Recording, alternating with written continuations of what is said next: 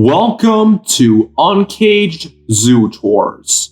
If you are new to the channel and love animals, I recommend and appreciate hitting the like and subscribe buttons and the bell icon to join me on my tours and to learn more about your favorite animals. My friends, we reached 50 tours, which means we reached the halfway mark to 100 tours. To celebrate, we're heading back to Zooatlanta. Since some of us are new, what exhibits did you showcase so far? To recap, we went to the African Savanna, where we saw their elephants, meerkats, and warthogs. Then to the Scaly Slimy and Spectacular, and met slender-snouted crocodiles, frogs, and the rest of their reptiles and amphibian friends. Finally, the African adventures in Zooatlanta continued with the Ford African Rainforest, where we met our first gorillas, colobus monkeys, black and white ruffed lemurs, and America's only drills. Another reason why Zooatlanta deserves more attention is because of its rare animals. Today, we'll head deep into the Asian forest and meet some animals that we hardly ever see or may never see again. Let's begin, and don't forget your map. The Asian forest begins after the colobus monkeys of the Ford African Rainforest, and the very first animal we might see is in the sunbear and tiger terrace. I always love it when you talk about new animals. Thank you. So without further ado, one of the first animals you might see in the Asian forest is the Malayan sunbear, the world's smallest bear. Sunbears are named after a golden crescent patch of fur on their chest. Like our fingerprints or zebra stripes, every sunbear's crescent patch is one of a kind. Unlike most bears, sunbears are nocturnal and spend most of the day sleeping. They also have an 8 to 10 inch long tongue that helps them get termites and honey, which is why they are also called the honey bear. Their long claws can also help them rip straight into a tree, and the keepers mimic this by putting food, mainly fruits and vegetables, in logs or puzzle feeders. The sun bear has also earned a spot on the endangered species list, as their habitats are being cleared for palm oil plantations. And the sun bears are hunted for their gallbladder. The sun bear is also very rare in American zoos, but I do know that Zoo Tampa also has one, and we'll visit their sun bear in another adventure. And then there's the sun bear's neighbor, the Sumatran tiger. I'll get to you in a second. I still can't believe that sun bears are so rare. What other rare animals does this section have? Well, the next exhibit once displayed Asian small-clawed otters, but is now home to giant otters, who are from the Amazon rainforest of South America. Giant otters are also known as river wolves, as they can hunt in pairs or groups to catch fish. But they can also work together to hunt canids and anacondas. Giant otters are also very social, as they can form groups with up to 10 individuals. But these two love to cuddle up and enjoy each other's company. Don't worry, my friends, the Birmingham Zoo also has giant otters, and we'll see them on another adventure. The Asian forest's next two exhibits contain one of my favorite animals, the orangutan. When I visited Zooatlanta a few months ago, I was really lucky to see one of their female orangutans, Ma Du, celebrate her birthday. Ma Du has played a big role as a foster mother, and she's great with computers. Behind the scenes, the keepers let the orangutans use monitors to play games so the keepers can learn about the ape's cognitive or mental functions. Zooatlanta is home to two different orangutan species, Bornean and Sumatran. Bornean orangutans have darker hair and a wider face, while Sumatran orangutans have lighter hair and a rounder face. but both species are 5 times stronger than a human, and they spend most of their time in the trees. All that swinging can make their muscles sore, so they make their own medicine by chewing up leaves and slather the mushy leaves all over the sore spots. One of the zoo's greatest stars was an orangutan named Shantek. Shantek was known for using ASL, or American Sign Language, but he was shy towards individuals who he didn't know and did typical orangutan behavior, such as vocalizations and unique hand gestures. After he died in 2017, Shantek was one of the oldest orangutans in a North American zoo, and Zooatlanta continues their legacy with orangutans, as they have one of the largest orangutan collections in the country, with 10 apes. Our next animal is a lot smaller. I've got to stop giving out these hints, but I'm referring to these nakedmolrats. These little pink rodents spend their entire lives underground, but live just like insects, and they are all led by a queen, who is bigger than the others. The queen is the only member of the colony that can have kids. She can give birth up to 10 pups at a time. All the other nakedmolrats help the queen by either babysitting, finding food, or defending their burrow. If you want to learn more about nakedmolrats, please refer to my Gorilla Falls exploration trail at Disney's Animal Kingdom tour. Nakedmolrats are native to East Africa, but don't worry, there are more Asian animals in this area. Aren't there any other Asian animals you haven't talked about in a long time? I'm glad you asked. For the first time since my Himalayan passage at the Chattanooga Zoo tour, we have red pandas. Say hello to Ruby and Rose, who came from Zoo Knoxville on February 23rd, 2023. Even if red pandas are in their own family Aluridae, recent studies show there are 2 different subspecies of red pandas. Ruby and Rose represent the Himalayan red panda, which has a redder face and more visible stripes on the tail, while their cousin, the Chinese red panda, has a more whiter face. Like their unrelated black and white friends, red pandas are endangered because of habitat loss and poaching.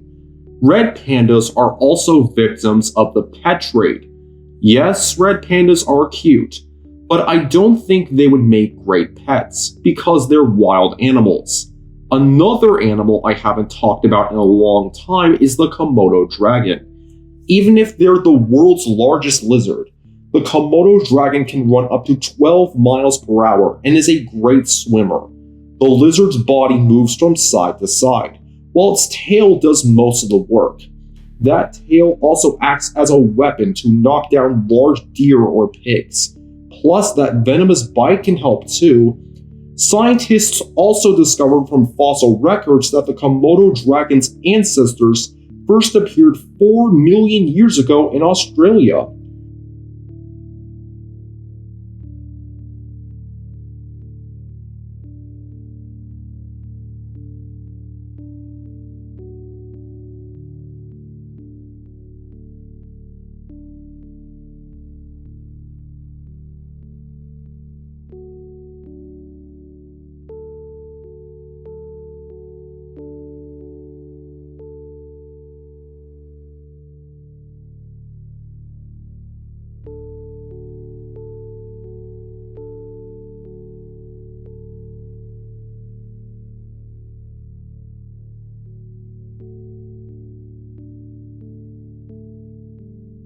For a while, the next exhibit contained rhinoceros hornbills, but sadly they were transferred to another zoo. Nowadays, their exhibit is occupied by their cousin, the Wrinkled Hornbill. The best way to tell the male and female apart is by their throat patches. Females have blue throat patches, while males have yellow or white throat patches. Like sandcats, Wrinkled hornbills get all the water from their food, except juicy fruit is their favorite food. Wrinkled hornbills will also rub their horn, which is called a casque, on trees to get it clean. That casque also acts like a megaphone to amplify their voice, but is also one of the reasons why the wrinkled hornbill is endangered. That casque can fetch higher prices on the black market than elephant ivory. Oh, and this display showcases how wildlife trafficking is happening everywhere, including Atlanta. The next exhibit showcases another view of the Sumatran tiger, an animal that has become a victim of wildlife trafficking. What is wildlife trafficking? Wildlife trafficking is any illegal trade of selling animals and animal-based products. And in the tiger's case, they're poached for their fur, teeth, and bones for decoration and medicine. I'm not a doctor, but I don't think a tiger's teeth provide the cure for gum disease. Tortoises, like impressed tortoises and radiated tortoises, are victims of wildlife trafficking. Traffickers also kidnap animals and try to sell them as pets. I don't think having a tiger or orangutan as a pet would be a good idea, because these animals have needs and can be very unpredictable. The next display explains how our choices on social media affect the future of wildlife through 6 different posts that you can lift up. The first post showcases a gorilla living with others in a natural habitat at a zoo.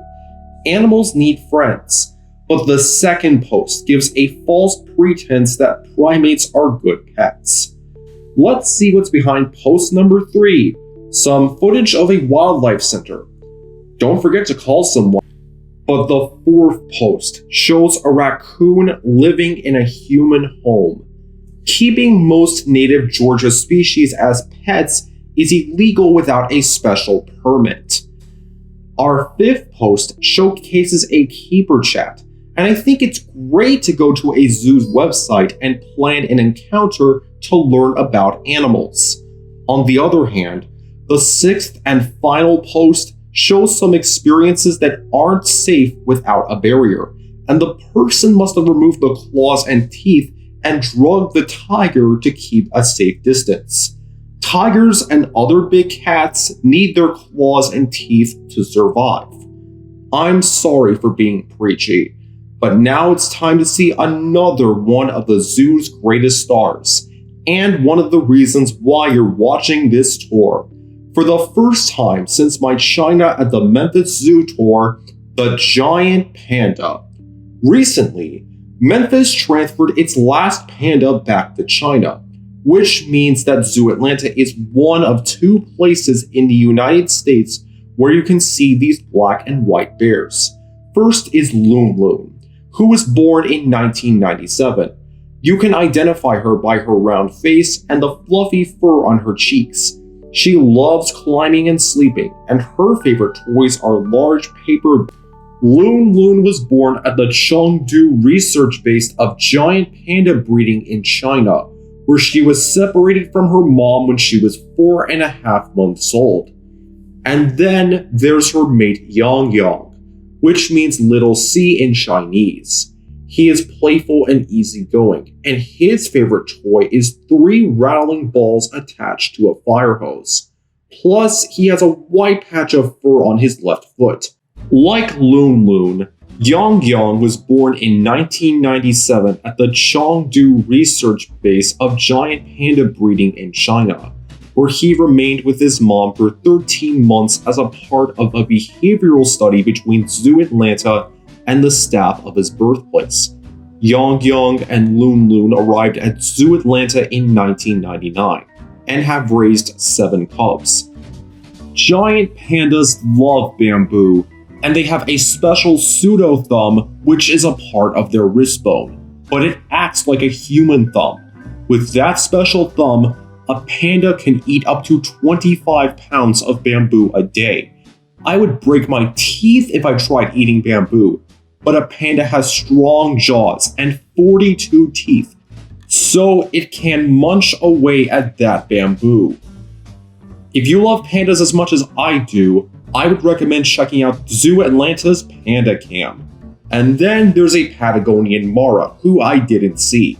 And across from them is another new animal, the FOOSA. Don't worry, my friends, this FOOSA isn't attacking anyone. FOOSAs like Logan here are the top predators of the island of Madagascar. Even though FOOSAs look like small lions, they are part of Euphloridae, a group of carnivores that are native to Madagascar and not Asia. Like most cats, the FOOSA has semi-retractable claws, and their tail is great balance when climbing.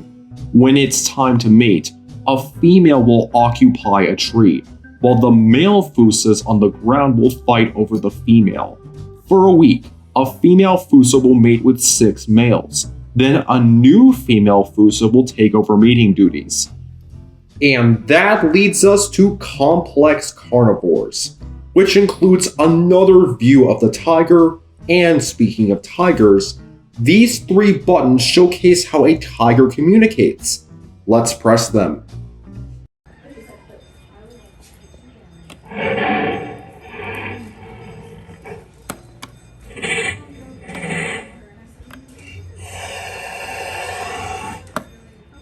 The next exhibit contains a clouded leopard. I guess they're asleep. Let's move on to our last animal because I don't want to wake this cat up. And last, but certainly not least, are binturongs, baloo, and bramble. In all my travels, I have never seen an active binturong before. I haven't either. Binturongs are nocturnal, which means they sleep during the day and are more active at night. The meaning of the word binturong is lost, as the language it originated from is extinct. Languages can go extinct too? Yes, they can. Binturongs also serve as a keystone species, an animal that other species depend on. Binturongs are the only animals whose digestive systems can soften the coating of the strangler fig seed. The seeds are redistributed into the ecosystem through their fecal matter. Well, that wraps up an in-depth look at one of Zooatlanta's greatest exhibits, and a great way to celebrate 50 tours. If you love pandas and orangutans, I would highly recommend visiting this area. How many more exhibits do we have left? There's only one more area to go, the Children's Zoo, which has macaws, goats, tamarins, and even a white peacock. So let's see what today's question is. What is the only other zoo in America that displays giant pandas? Thank you for subscribing, and as always, thank you for watching. Now let's go out for ice cream to celebrate.